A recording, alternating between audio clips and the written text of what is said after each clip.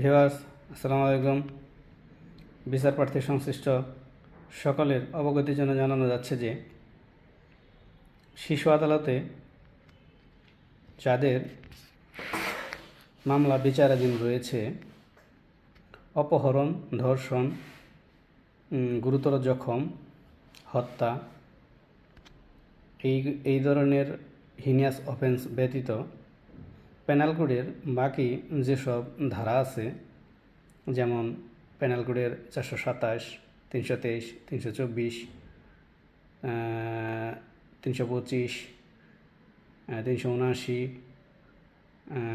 এরকম আরও যেগুলো আছে, মানে গুরুতর কোনো অপরাধ নয়, কিন্তু শিশু মামলায় শিশু হিসেবে শিশু আদালতে বছরের পর বছর হাজিরা দিচ্ছেন, অথবা আসামির হয়ে আপনারা হাজিরা দাখিল করতেছেন, তাদের একটি ইনফরমেশন জানানোর জন্যে মূলত আজকের এই ভিডিও। সেটা হলো হিনিয়াস অফেন্স ছাড়া বাকি যে অফেন্স, এগুলা থেকে আপনারা সহজেই মুক্তি পেতে পারেন। সেটা হলো শিশু আইনের 32 এবং 48 ধারায় যে ডাইভারশনের কথা উল্লেখ আছে, যদি আপনারা মনে করেন তাহলে এই শিশু আইনের 32 এবং 48 ধারায় দরখাস্ত দাখিল করলে আদালত তা বিবেচনাক্রমে আসামিকে,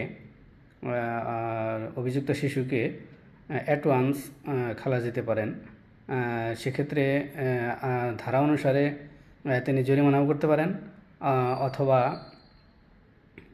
সাজাও দিতে পারেন। তবে শিশু বিবেচনায় তাকে বেশিরভাগই জরিমানা করা হয় এবং অ্যাডভান্স খালাস দেওয়া হয়। আর বাকি যে এগুলো আছে, অফেন্সগুলো আছে, ওগুলার ক্ষেত্রে আপনাকে অবশ্যই সাক্ষীর মাধ্যমে আদালত থেকে বের হয়ে যেতে হবে। ওগুলা আপনারা অ্যাডভান্স রিলিজ পাবেন না। তো ভিউয়ার্স, যাদের শিশু মামলা আছে, খেয়াল করে দেখবেন, হিনিয়াস অফেন্স ছাড়া অপহরণ, ধর্ষণ, গুম